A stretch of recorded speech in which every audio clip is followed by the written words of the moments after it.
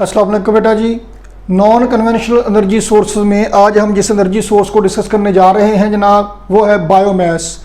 Biomass क्या है जी? आज का लेक्चर बड़ा ही इंटरेस्टिंग होने वाला है। बायोलॉजिकल लिविंग ऑर्गेनिज्म, जिंदा अशिया से हासिल किया जाने वाला मैस यानी मटेरियल, ये वो मटेरियल है जो जिंदा अशिया से हासिल किया जाता है और जिसे एनर्जी पर्पसेस के लिए, एनर्जी हासिल करने के लिए जिसे हम इस्तेमाल करते हैं।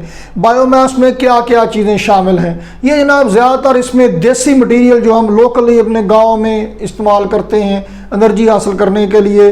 क्रॉप रेजिड्यू, फसलों की बचत खुचत। क्रॉप रेजिड्यू में क्या क्या आ जाएगा जनाब? क्रॉप रेजिड्यू जनाब, इसमें हमारे गांव में जी छटियां कहते हैं पंजाबी में।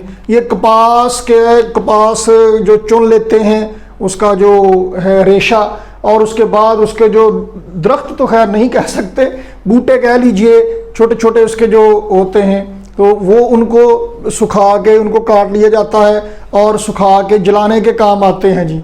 कपास के बूटे सुखा के वो जलाने के काम आते हैं। उसके बाद गंदम निकाल ली जाती है, हार्वेस्ट कर ली जाती है, और उसका जो बाकी के उसके जो पौधे होते हैं उनको क्रश कर लिया जाता है, जिसे तूड़ी कहते हैं जी। वो तूड़ी जलाने के काम आती है, जानवरों के खिलाने के लिए भी काम आती है, जलाने के काम आती है। वो जला के आप एनर्जी हासिल कर सकते हैं। इसके अलावा जनाब ये जो चावल होते हैं, कहते हैं जी झोना झाड़ना, वो जो झोना होता है जनाब वो झाड़ लेते हैं और बाकी जो पराली उसकी बच जाती है उसको इस्तेमाल करते हैं एनर्जी हासिल करने के लिए। लोग जब झोने झाड़ने का मौसम होता है ट्रालियों की ट्रालियाँ भर के ले जाते हैं उन गाँव में जहाँ पे गैस नहीं होती, तो वो जलाने के काम आता है, वो उसके जो पराली होती है। इसके अलावा जनाब गन्ने को मशीन से गुजारते हैं, उसमें से रस निकालते हैं, फिर दोहरा करके फिर मशीन से गुजारते हैं, अच्छी तरह निचोड़ देते हैं जैसे गवर्नमेंट हमें निचोड़ती है आवाम को। तो उसके बाद उसकी जो फोक जो छिलका होता है उसको सुखा के फिर वो जलाने के काम आता है जी। इसके अलावा जनाब जितने ये पत्ते और वो दरख्तों से भी जो लकड़ियां हासिल करते हैं वो सुखा के रखते हैं, उसको जलाने के लिए इस्तेमाल करते हैं। ये सारा क्रॉप रेजिड्यू है। मकई की जो छलियां होती हैं उनके जो दाने होते हैं वो तो अब खा जाते हैं, बाकी जो तुक्के बच जाते हैं वो जलाने के काम आते हैं। तो ये सारा क्रॉप रेजिड्यू में आता है। जितने पत्ते हैं जनाब और दरख्त हैं कटे हुए, लकड़ियां जो आप लेके आते हैं, तूड़ी, खोरी, पराली, ये जनाब सारा घास जो हरी घास होती है जानवर खा जाते हैं, जो सूखी होती है वो जलाने के काम आती है। ये एक सारा क्रॉप रेजिड्यू में आता है। इसके अलावा जी सेवेज यानी सेवरेज वाला जो मटेरियल होता है, गोबर, डंग, एनिमल डंग, गोबर किस तरह से काम आता है? पाथियां शायद आपने कभी लफ्ज़ सुना हो। अरे पाथियाँ ले आओ जी, जब सर्दियों में गैस की शॉर्टेज होती है तो बिग सिटीज़ में पाथियाँ भी खासी महंगी बनती हैं। पाथियाँ क्या होती हैं जी? जनाब एनिमल डंग को, जानवरों के गोबर को, भैंसें चूँकि गांव में होती हैं आम, उनके गोबर को डी शेप किया जाता है, मतलब एक मखसूस शक्ल में ढाल लिया जाता है, फिर सुखाया जाता है। तो वो हमारे उर्दू वाले ज़िशान साहब एक दफ़ा अपनी क्लास का किस्सा सुना रहे थे। कहते ऐसी क्लास में बात करते हुए मैंने बात की पाथियों की, तो क्लास में बच्चियों को ना समझ नहीं आ रही थी पाथियाँ क्या। एक बच्ची बड़ी ऐसे कॉन्शियस होकर पूछी थी, सर ये क्या है, मुझे समझ नहीं आ रही, तो ये तो आप पता नहीं किस ज़ुबान में बात कर रहे हैं, मुझे तो बिल्कुल ही समझ नहीं आ रही। वो कहते बच्ची क्लास में ऐसे करती रही। इत्तेफाक से बच्ची उनके गाँव की थी। कहते शाम को जब मैं घर गया तो जनाब बीबी अपने घर के बाहर बैठी पाथियाँ पथ रही थी, पाथियाँ बना रही थी। तो ऐसे भी होता है। बहरहाल अपने काम पे फ़ख्र करना चाहिए, जो भी अगर आप गलत काम नहीं कर रहे तो उसको छुपाने की ज़रूरत नहीं होती। अच्छा, पाथियाँ क्या है कि गोबर को डी शेप कर लेना है, फिर उसको सुखाया जाता है, और वो एक बड़ा पोटेंशियल, बड़ा अच्छा सोर्स है एनर्जी का, और ये बायोमास एनर्जी है, वो जलाने के काम आता है। फिर हमारे यहाँ भी, हमारे घर में जब भैंस होती थी तो दूध को काढ़ने के लिए रखते थे, उसके नीचे गोबर की जो पाथियाँ ही लगाते थे, वो हल्की हल्की सुलगती रहती हैं जनाब, यानी धुखदियाँ रहंदियाँ कहते होंगे पंजाबी च। तो उससे वो एनर्जी लगातार हीट प्रोवाइड करती हैं काफ़ी देर तक। तो ये भी अच्छा सोर्स है एनर्जी हासिल करने के लिए। ये पाथियाँ पत्थरने वाले जो होते हैं ना, इनको हम पैथोलॉजिस्ट भी कहते हैं। बहरहाल ये भी बायोमास है। और ये क्रॉप रेजिड्यू जितना है, ह्यूमन सेवेज है, एनिमल डंग है, गोबर है, ये सारा बायोमास की कैटेगरी में आता है, क्योंकि ये लिविंग ऑर्गेनिज्म से हासिल किया हुआ है, जिंदा अशिया से हासिल किया हुआ है। तो ये अच्छा सोर्स है बायोमास एनर्जी इससे जो हासिल होती है एनर्जी। तो इससे हम दो तरह से एनर्जी हासिल करते हैं। जो बायोमास मटेरियल है इससे हम दो तरह से एनर्जी हासिल करते हैं, या यूं कह लीजिए कि हम दो तरीकों से एनर्जी हासिल करने के लिए इसको इस्तेमाल कर सकते हैं। कौन कौन से दो तरीकों से जनाब? एक तरीका तो है जनाब आली डायरेक्ट कंबस्शन, और दूसरा तरीका है जनाब आली फर्मेंटेशन का। हम बारी बारी दोनों को डिस्कस करते हैं। ये जनाब जितनी भी क्रॉप रेजिड्यू जो हमने डिस्कस किया है, ये इनको ज़्यादातर हम डायरेक्ट कंबस्शन के लिए इस्तेमाल करते हैं, जला के एनर्जी हासिल करने के लिए इस्तेमाल करते हैं। आपने ख़ास तौर पे गांव में आपने अक्सर मंजर ये देखा होगा। अब तो गांव भी रवायती गांव नहीं रहे और तब्दील होते जा रहे हैं, लेकिन बहरहाल ये सीन आपने देखा होगा कि सवेरे सवेरे बीबियाँ अपने घर का सारा कूड़ा इकट्ठा करके बाहर, और बाहर वाला सारा कूड़ा इकट्ठा करके चुपके से पड़ोसियों के घर के सामने जमा करके ढेरी लगा के उनको आग लगा देते हैं। सारा दिन लो जनाब सारे मोहल्ले को धूनी आती रहे ताकि मक्खियाँ मच्छर अच्छी तरह से मर जाएं। तो वो जला के उससे हीट हासिल होती है, एनर्जी हासिल करने के लिए उसको इस्तेमाल किया जाता है। ये डायरेक्ट कंबस्शन है। आप इसको थोड़ा साइंटिफिक कर लें। साइंटिफिक कैसे कर लें कि आप क्लोज्ड कंटेनर में जलाएं। उससे क्या होगा, जो हीट पैदा होगी वो अच्छी तरह इस्तेमाल हो जाएगी, हीट इधर उधर फैलेगी नहीं, इधर उधर नहीं जाएगी। तो क्लोज कंटेनर में होने की वजह से वो हीट को ज़्यादा अच्छी तरह से, ज़्यादा बेहतर तौर पर इस्तेमाल किया जा सकेगा। और आप उससे खाना गर्म कर लें, आप खाना पका लें, या आप उससे पानी गर्म करें। पानी से जो स्टीम हासिल होगी वो स्टीम टरबाइन चलाएगी, टरबाइन फिर डायनेमो घुमाएगी यानी जनरेटर चलाएगी और बिजली पैदा करके आपको देगी। तो बिजली पैदा करने के लिए भी आप इसको इस्तेमाल कर सकते हैं डायरेक्ट कंबस्शन के मेथड से भी। और वैसे ही जो आप कंबस्शन के नतीजे में जो हीट पैदा होगी उसको आप पानी गर्म करके नहाने के लिए, या चाय बनाने के लिए, या खाना बनाने के लिए, रोज़मर्रा के काम करने के लिए आप इस्तेमाल कर सकते हैं।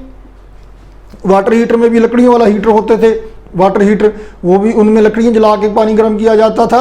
तो बहरहाल आप डायरेक्ट कंबस्शन के नतीजे में भी आप इसको इस्तेमाल कर सकते हैं एनर्जी हासिल करने के लिए। दूसरा तरीका है जनाब अली फर्मेंटेशन का। फर्मेंटेशन क्या है? आप दूध को जाग लगाते हैं, सुबह तक वो दही बन जाता है।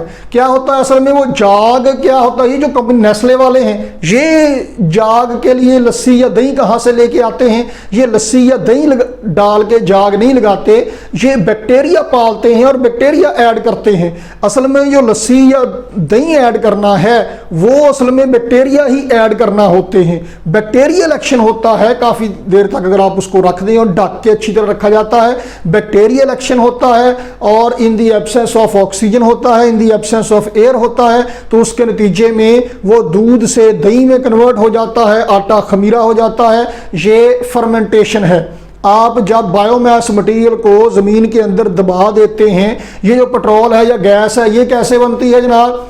होता ये है कि जानवरों के ढांचे और बड़े बड़े दरख्त और पत्ते ज़मीन की तह के नीचे आ जाते हैं, सदियों तक गलने सड़ने का अमल जारी रहता है और उसके बाद ये फ्यूल में कन्वर्ट हो जाते हैं, पेट्रोलियम में पेट्रोल बन जाता है, डीजल बन जाता है। और उसके बाद अगर उसको ना निकाला जाए और काफ़ी सारा अरसा तक, कई सौ साल तक और पड़ा रहे, तो फिर वो पेट्रोल की बजाय गैस में कन्वर्ट हो जाता है, जैसे हम सुई गैस कहते हैं जी, नेचुरल गैस जिसे हम कहते हैं CH4 जो होती है। तो जनाब फर्मेंटेशन में क्या होता है? फर्मेंटेशन के नतीजे में बैक्टीरियल एक्शन होता है और मटेरियल कन्वर्ट हो जाता है फ्लेमेबल मटेरियल में। अल्कोहल एक अच्छी एग्जांपल है इसकी, और ये जनाब बायोफ्यूल के तौर पे इस्तेमाल होती है, गैसोलीन की रिप्लेसमेंट के तौर पे इस्तेमाल होती है। गैसोलीन मतलब फ्यूल की रिप्लेसमेंट के तौर पे इस्तेमाल होती है। तो अब ये जो बायोफ्यूल है ये बनाया जा सकता है बायोमास को फर्मेंटेशन के अमल से गुजारने के नतीजे में। ये जनाब जो आपने सुना होगा जी कि ईद के मौका पे या फलां किसी जगह पे कच्ची शराब पीने से, जहरीली शराब पीने से इतने लोग मर गए। वो कच्ची या जहरीली शराब क्या होती है? होता ये जनाब, शराब कैसे बनाते हैं? यही जनाब मुख्तलिफ फ्रूट और कुछ ऐसे ही पत्ते पुत्ते या जो भी उसके इंग्रेडिएंट होते हैं जनाब, वो मिला के घड़े में डालते हैं या किसी बर्तन में डालते हैं और उसको दबा देते हैं अच्छी तरह से किसी ऐसी जगह पे जहाँ पे ऑक्सीजन का गुजर ना हो, जहाँ पे हवा का गुजर ना हो। ज़्यादातर क्या करते हैं गांव में जनाब, जानवरों के गोबर के ढेर होते हैं उसमें दबा देते हैं उसको ज़रा सील करके। उसके दो मकसद होते हैं, एक तो ये कि उसके अंदर दबाने से एयर टाइट किस्म की शय बन जाएगी, वो हवा उसके अंदर नहीं दाखिल हो सकेगी, और दूसरा ये कि किसी का ध्यान नहीं जाएगा कि यहाँ पे शराब भी हो सकती है इस गोबर के ढेर के नीचे। तो अक्सर वहाँ पे दबा देते हैं। और अगर कोई कस्टमर आ जाए शराब खरीदने के लिए, अभी ना हो, फर्मेंटेशन का अमल पूरा ना हुआ हो, वैसे तो फर्मेंटेशन के नतीजे में जो अल्कोहल बनेगी वो भी पीने के लिए, सेहत के लिए कोई अच्छी नहीं है, लेकिन अगर वो फर्मेंटेशन का अमल इनकम्प्लीट रह जाए और वो पूरा ना हो सके तो वो अल्कोहल अभी पूरी तरह से कन्वर्ट नहीं हुई होगी, तो फिर तो वो सेहत के लिए हाईली, मतलब वो तो जहर है ना बिल्कुल। तो अगर कस्टमर आ जाए और शराब भी पूरी तरह से ना बनी हो, वो ऐसे ही निकाल के दे देंगे, कच्ची कह लीजिए या जहरीली कह लीजिए, तो जोश में आके पी के तो उसके बाद फिर आपको पता ही है क्या होगा। वो ये फर्मेंटेशन के नतीजे में अल्कोहल में कन्वर्ट होगी और ये फ्लेमेबल मटेरियल है और जलाने के काम आता है, तो ये फ्यूल के तौर पे आप इस्तेमाल करते हैं या कर सकते हैं। तो जनाब आपके पास जो बायोमास मटेरियल है आप उसे डायरेक्ट कंबस्शन के नतीजे में आप उससे एनर्जी हासिल कर सकते हैं, या फिर आप फर्मेंटेशन के नतीजे में उसे अल्कोहल में कन्वर्ट कीजिए और फिर उस अल्कोहल को इस्तेमाल कीजिए एनर्जी हासिल करने के लिए। मतलब उसे पी के कुहू करते नहीं फिरते जाना कि एनर्जी आ गई है, उसको भी जलाना ही है, फ्यूल के तौर पे इस्तेमाल होना है उसने भी। और जनाब बायोगैस का नाम आपने सुना होगा। बायोगैस क्या होती है जी? क्लोज्ड कंटेनर में, बड़े सारे कंटेनर में डाल लेते हैं। ये अक्सर जो लोग फार्मिंग करते हैं, जिनके पास गाय भैंसें ज़्यादा हैं, जिनके पास गोबर वाफर मिकदार में होता है, वहाँ पे ये काम ज़्यादा सूटेबल है जो बायोगैस बनाने वाला है। तो बायोगैस प्लांट कैसे काम करता है? इसमें क्या करना है जनाब, इसमें आपने गोबर डालते जाना है, वहाँ पे बड़ा सारा गड्ढा खोद के उसकी सीमेंट की दीवारें की होंगी, साइज अपने हिसाब से किया होगा, जितना को उसमें गोबर डालना है, जितना को उसमें मटेरियल डेली ऐड होना है। तो वो क्या करते हैं जनाब कि इसमें गोबर वगैरह डालते रहते हैं और ये क्लोज्ड होता है, सिर्फ पाइपिंग की होती है जी बाहर को। अब होना क्या है कि इसके अंदर सारा वो गोबर, एनिमल डंग और ये छोटे मोटे पत्ते और वो सारी सफाई करके गंद बंद इसमें डालते जाएंगे। क्लोज्ड होगा, कुछ अरसे के बाद इसमें गलने सड़ने के नतीजे में नेचुरल गैस CH4 इसमें पैदा होना शुरू हो जाएगी और ये पाइप आउट कर ली जाएगी। उस गैस को फिर आप जनरेटर चलाने के लिए भी इस्तेमाल कर सकते हैं फ्यूल के तौर पर, और उसे डायरेक्ट कंबस्शन के लिए भी इस्तेमाल कर सकते हैं। बस ये कुछ अर्सा पहले तक जो बायोगैस के ऐसे प्लांट होते थे, आबादी से बाहर बनाए जाते थे, जाहिर बात है स्मेल उसमें से बहुत ज़्यादा आती थी। अब उनको ज़्यादा अच्छी तरह से एयर टाइट किया जाता है, तो अब उसमें से स्मेल वगैरह के चांसेस कम होते हैं। फिर ज़्यादातर ये सूट करते हैं वहाँ पे जहाँ पे ज़रई ज़मीन है, क्योंकि उसमें गोबर वगैरह डालते जाएंगे और कुछ अर्से के बाद ज़ाहिर वो कैपेसिटी से ओवर होने लगेगा, तो उसमें आउटलेट के लिए यहाँ पे बनाएंगे, वो हम पंजाबियों कहते हैं नक्का ला दो, मतलब यहाँ पे दरवाजा सा लगाएंगे, इसको खोलेंगे और ये जो गोबर है ये एक अच्छी नेचुरल फर्टिलाइजर है, तो इसको खाद के तौर पे हम इस्तेमाल करेंगे खेतों में।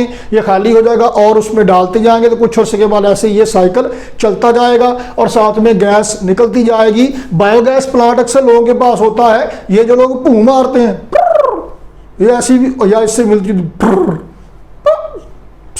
ऐसे कोई भी आवाज़ हो सकती है, डिपेंड्स अपॉन द सिचुएशन। तो कई लोग जो ऐसे कर जिनको बदहजमी की शिकायत होती है, कई कई दिन बाथरूम नहीं जाते, क्या होता है जो खाना खाते हैं अंदर ही मैदे में गलता सड़ता रहता है और उसके नतीजे में गैस पैदा होती है, वो गैस निकलती है भूं की शक्ल में। फिर फाट, कम आवाज़ से कोई मारते हैं, कोई ज़्यादा आवाज़ से निकल आता है और उसमें फिर स्मेल जो होती है आमतौर पे देखिए ये भी यही नेचुरल गैस ही है, CH4 ही है, और वो जो स्मेल है उसमें फॉल्ट में लेस देन 1% उसमें H2S हाइड्रोजन सल्फाइड शामिल है, और वो जो हाइड्रोजन सल्फाइड है स्मेल उसकी है। आप इमेजिन कीजिए कि लेस देन 1% हाइड्रोजन सल्फाइड है, खुदा न खास्ता थोड़ी ज़्यादा हो जाए फिर तो मारे गए बस, उसी की ये स्मेल होती है। बाकी नेचुरली CH4 की स्मेल नहीं होती। ये सुई गैस की जो स्मेल होती है ना, अगर लीकेज से स्मेल आए, वो स्मेल उसमें आर्टिफिशियली ऐड करते हैं ताकि लीकेज का पता चल सके, नेचुरली उसकी स्मेल कोई नहीं है। तो वो जो भूं मारते हैं उसमें हाइड्रोजन सल्फाइड है, वो लेस देन 1% है और उसी से स्मेल इतनी सारी आती है। तो ये अगर कोई भूं मारे और तीली लगा के देख लें वहाँ पे, तो आप देखें आग लगेगी उसे। वो मैं एक दफ़ा जनाब जियोग्राफिक चैनल पे देख रहा था, तो वो बता रहे थे कि एक दरमियाने साइज़ का जो हाथी है वो जब एक दफ़ा भूं मारता है तो इतनी ज़्यादा CH4 निकलती है, गैस इतनी ज़्यादा मिकदार में निकलती है कि आप कम से कम 2 घंटे तक लगातार चूल्हा चला सकते हैं उससे। तो आप इमेजिन कर लें कि क्या सूरत हाल है, मतलब कितनी गैस है जो मैं भी ज़ाया ही करते जा रहे हैं। वो काम में नहीं ला रहे। तो जनाब बहरहाल ये जो बायोगैस है ये डाइजेस्टर कहलाता है। डाइजेस्ट से डाइजेस्टर, डाइजेस्टर क्या है? एक क्लोज्ड कंटेनर है जिसके अंदर बायोमास मटेरियल डालते हैं और वो गलता सड़ता रहता है बाय रोटिंग ऑफ बायोमास मटेरियल। उसके नतीजे में गैस निकलती है जिसको आप हीटिंग के लिए या जनरेटर को रन करने के लिए आप इस्तेमाल कर सकते हैं। ये जितने वेस्ट प्रोडक्ट हैं, वेस्ट प्रोडक्ट मतलब जो अच्छी लकड़ी होती है वो फर्नीचर बनाने के, डेकोरेशन पीसेस के काम आती है, और जो बिल्कुल स्क्रैप होती है इन दी एंड, इवन जो उसका बूरा होता है वो भी जलाने के काम आता है। तो इन दी एंड वो सारा स्क्रैप जलाने के काम आ जाता है, तो उसको हीट के लिए इस्तेमाल करते हैं। अब भी आप देखें हमारे गांव में, हमारे यहाँ एक पंजाबी में मुहावरा इस्तेमाल किया जाता है कि रज्जे पिंड गहीरियां तो पछाण हो जाते हैं। रज्जे हुए पिंड गहीरियां तो पछाण हो जाते। गहीरा क्या होता है?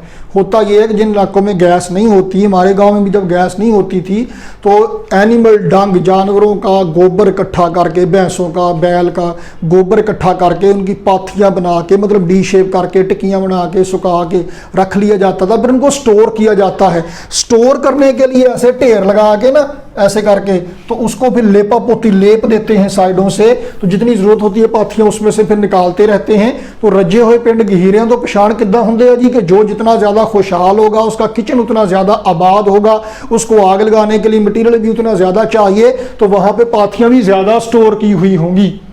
तो ये अच्छा सोर्स है एनर्जी का।